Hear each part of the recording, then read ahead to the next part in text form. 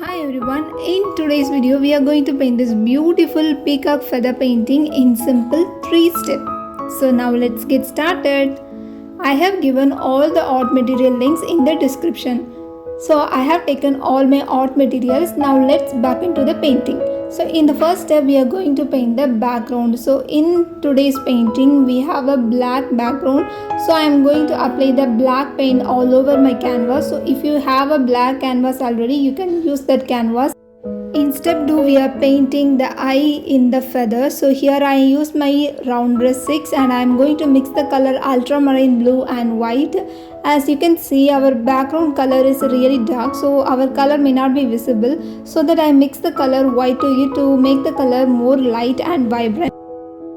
You might know that the round markings that looks like an eye in peacock feather painting, so we are adding some details in the center. So in the outer edge we have a dark color and in the inner we have a light color, and I am blending the colors here.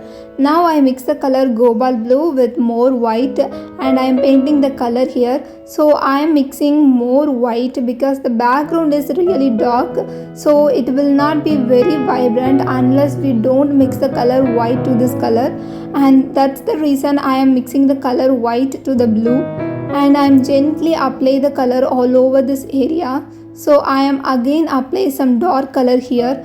So we need to add little details in this painting. I especially designed this painting only for beginners, so I always use some simple tricks. And now I am get back into the painting. I am applying the color medium green all over this area. Now you can see the color is not so bright and vibrant, but we don't need to worry about this because once the layer is completely dry, we are adding more layers over this. So don't need to worry about this. Just apply the color all over the area.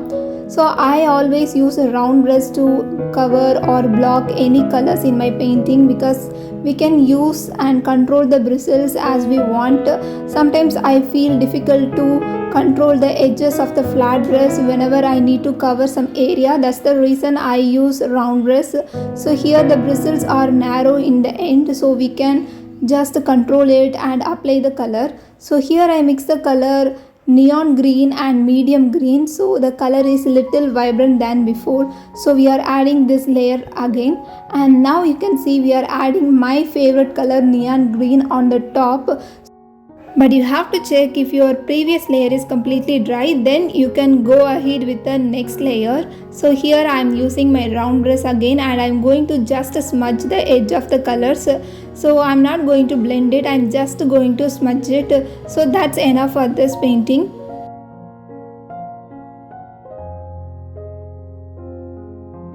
Again on the top I am fixing the color neon green. So adding these neon greens over and over again makes this painting more beautiful.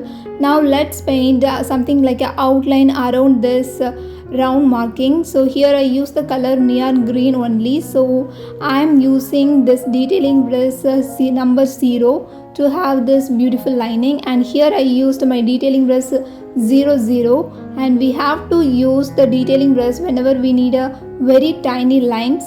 Now in the second step we are painting the shiny blue and green feathers. So here I mix the color ultramarine blue with more white. So I'm going to paint more feathers here. So sometimes painting the long and sweeping lines must be boring, but here we have to be really patient because these feathers will make our painting more beautiful and more vibrant. So we have to be patient. At the same time we have to follow one thing, that we should follow the flow of the hair. So here you can see I follow the flow. So it is the really important thing, following the flow in this painting. So it took me around 3 hours to finish this feathers and the long hair. So you have to be really patient while painting the peacock feather painting. We all know peacock feathers are really beautiful, so to give justice for the magnificent beauty we need to be really patient with ourselves to finish the painting.